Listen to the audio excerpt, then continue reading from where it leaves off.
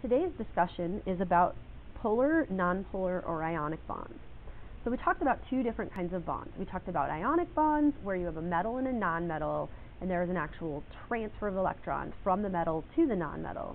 And then we talked about covalent bonds. Covalent bonds are where you have two nonmetals sharing electrons.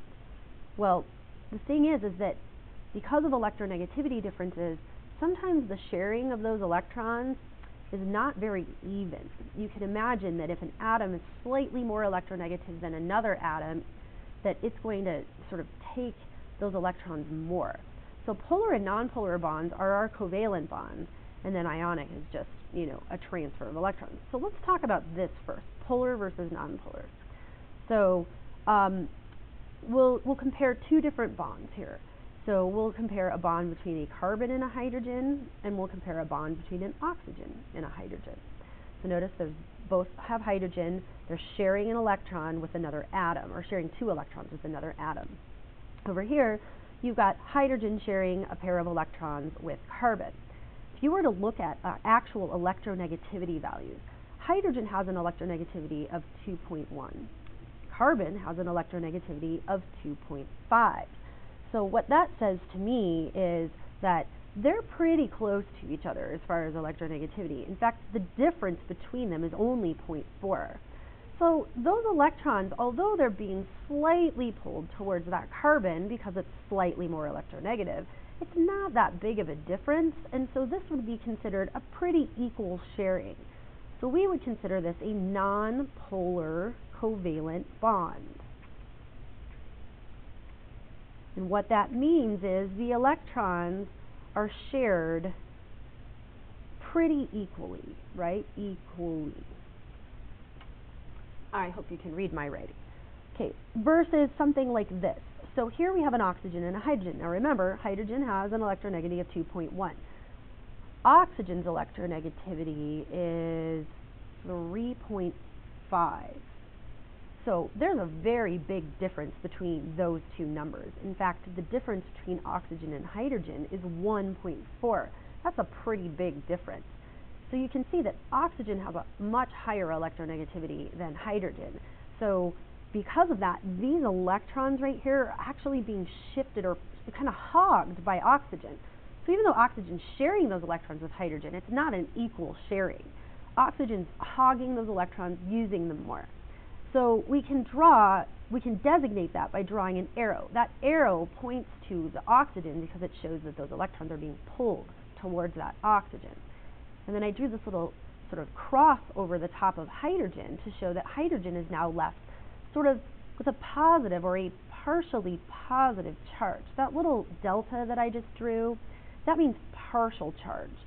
So because these two electrons are being pulled away from the hydrogen, that hydrogen is left with a kind of positive charge, whereas the oxygen, is ended up with a partially negative charge.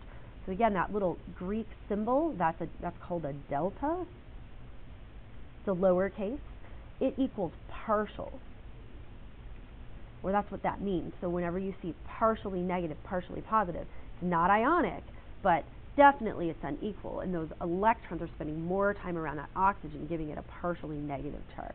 So we would consider this to be a polar covalent bond. So even though those electrons between the oxygen and the hydrogen are being shared, they're not being shared equally. The oxygen's hogging them, ending up with a partially negative charge, and leaving hydrogen with a partially positive charge. So this means that the electrons are shared unequally. And again, the word polar, you can think of the Earth has a positive pole or a negative pole, a north pole and a south pole. And see how this bond has a pole? It's got a negative pole and a positive pole. All right. So down here, we'll talk about what an ionic bond is. So ionic, because, ionic bond is a complete transfer. So let's look at electronegativity difference for an ionic bond. So let's say we have something like sodium and chlorine. Sodium has an electronegativity of 0.9. Chlorine is 3.0. So the difference between those is pretty great. It's 2.1. I mean, that's a huge difference when you talk about electronegativities. You don't get much bigger than that. So what we've got here is a situation in which chlorine is so electronegative, it's going to yank the electrons right off of sodium. So there's not going to be a shared bond. There's literally electrons being taken from sodium and transferred over to chlorine. So this is considered an ionic bond. So no sharing, right? No sharing. That's ionic, because that electronegativity is so different. So you're probably wondering, like, well, what are the differences? How do I know? How do I know? Well, go back to what you know. If there's a metal and a nonmetal, it's going to be ionic for sure. But if you've got something like, two nonmetals and you're trying to figure out, well, are they sharing their electrons equally, or are we going to end up with a polar situation?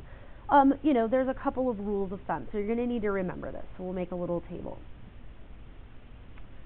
So if the electronegativity difference, so we'll say En difference, so we'll make a little table. If the electronegativity difference is less than 0.4, so if you find that the difference between the two atoms in electronegativity is 0.4 or less, then the type of bond would be considered a non-polar covalent bond.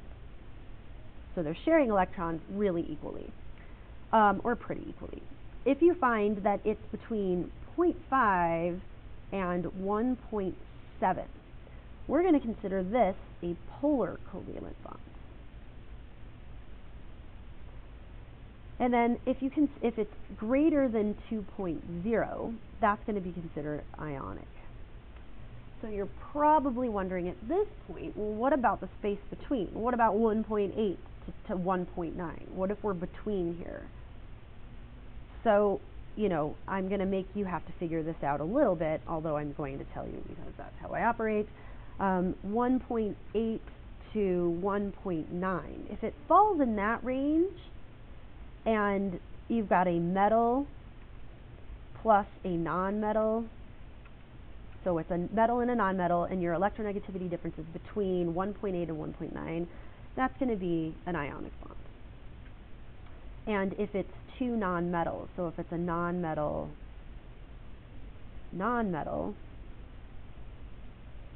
then we're going to consider that polar covalent. So that's it. That's polar, nonpolar, and ionic bonds.